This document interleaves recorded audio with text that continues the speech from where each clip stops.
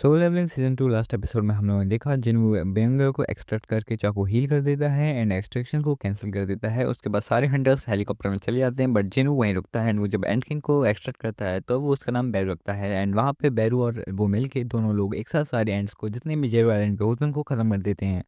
2 दिन बाद रेड खत्म हो जाती है एंड उसके बाद जो लोग रेड में मर गए उनका फ्यूनरल होता है। वहाँ जिन्वू भी गया होता है। वहाँ पे जिन्वू मिलता है चेयरमैन से एंड चेयरमैन उसको गिल्ड के लिए परमिशन दे देते हैं। और उसके बाद जेजू आइलैंड पे बीस्ट मोनार्क और फ्रोस्ट मोनार्क भी दिखाई देते हैं जो किसी को ढूंढ रहे थे और वो उनको नहीं मिलता था, वो वहाँ से चले जाते हैं। और वहीं पे हम लोगों को जिन्वू के डैड भी दिखाई देते हैं। इधर जिन्वू एक रेड गेट में फंस गया होता है जहाँ पे उसकी आर्मी इजीली सारे मॉन्स्टर्स को मार रही होती है। अब चलते हैं आगे के एपिसोड के बारे में, और उससे पहले आप लोग वीडियो देख लेते हैं बट लाइक और सब्सक्राइब नहीं करते तो फिर पहले लाइक एंड सब्सक्राइब कर दीजिएगा। अब चलो बिना टाइम वेस्ट किए चलते हैं एपिसोड की तरफ।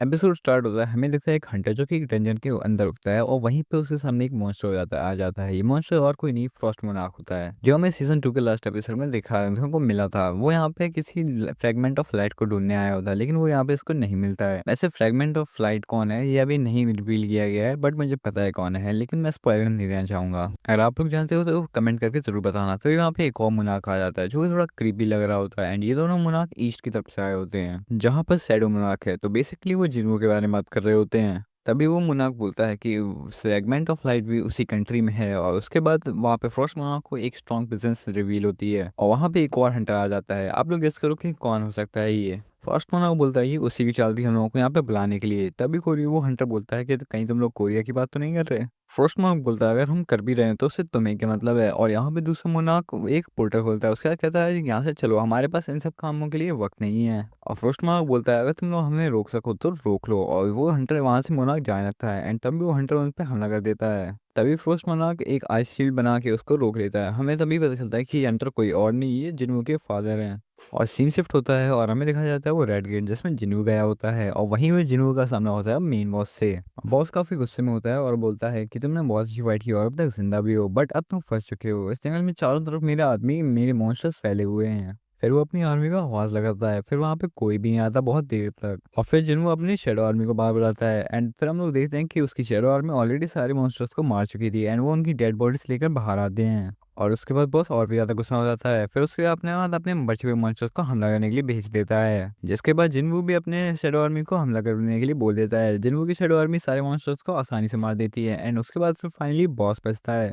एंड फिर बॉस और भी ज़्यादा गुस्सा हो जाता है एंड उसके बाद उस पर हमला करने के लिए जैसे ही आगे बढ़ता है तभी टस्क अपने ग्रेविटेशन पावर का यूज़ करके उसको ज़मीन में मिला देता है। एंड उसके बाद जिन्वू उसके पास जाता है, देखो सुनो, अगर मेरे सवालों का सही से जवाब दो तो मैं आसानी मौत दूंगा। लेकिन बॉस पहले ही मर चुका होता है एंड उसके बाद जिन्होंने जाना चाहता है कि सिस्टम इसमें इंटरफेरेंस कर रहा है। एंड उसके बाद जिन्होंने ध्यान आता है कि एक की मिली थी उसको पिछले वाले बॉस के डंजन के अंदर, जिसको वो लेवल 100 होने के बाद ही खोल सकता था। एंड उस तेजो आइलैंड रेड के बाद उसका लेवल 100 हो चुका था। और तभी वो की अपने इन्वेंटरी से निकालता है और उसके सामने उस की सारी इन्फॉर्मेशन आ जाती है एंड तभी उसे पता चल जाता है कि ये की उसी डबल डंजन वाली रेड वाले की डबल डंजन की है जहाँ जिन्हों को उसकी पावर्स मिली थी।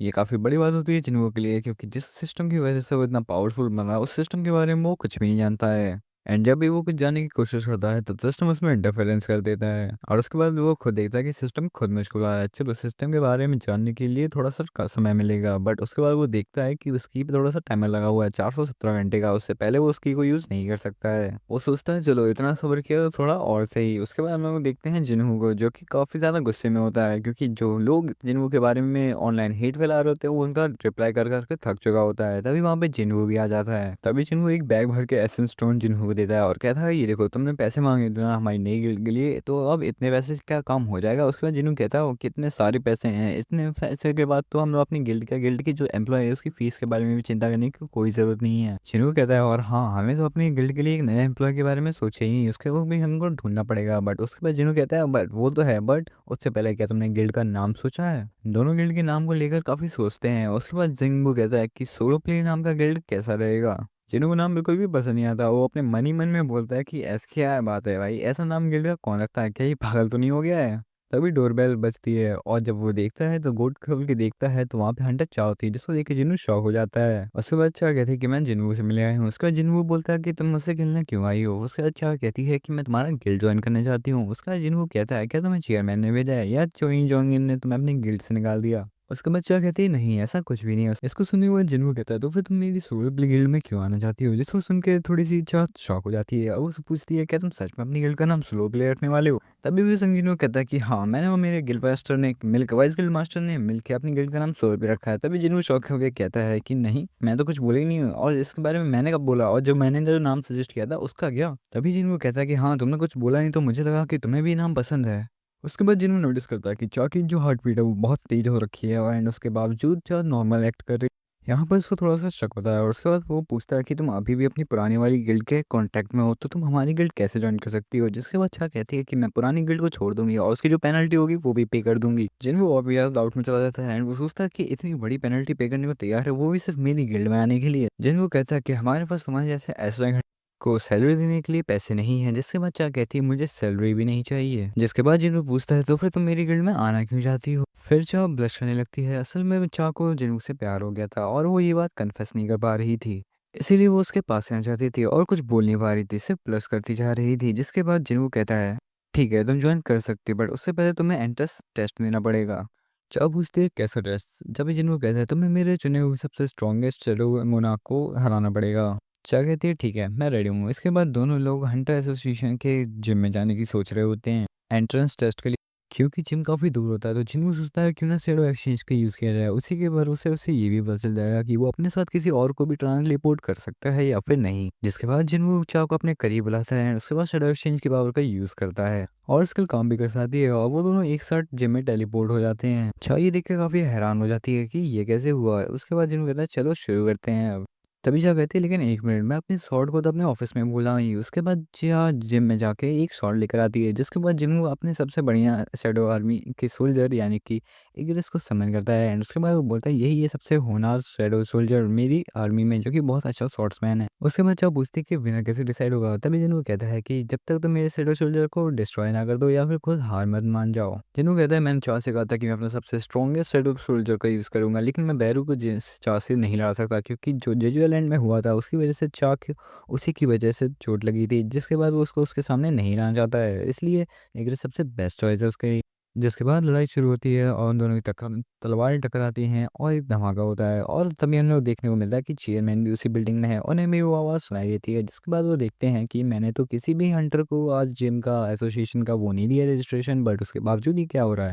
तभी वो कैमरे में देखते हैं कि वहाँ पे जिन और चाह हैं। तब वो कहता है ये लोग यहाँ पे क्यों आए हैं। उसके बाद चाह ध्यान करते हैं जी मैनेजर की जब चाह अभी जी वाइलेंट एराक के बाद जागी थी तो उसने सबसे पहले जिन्वू का ही नाम लिया था और वो उसी के बारे में पूछ रही थी।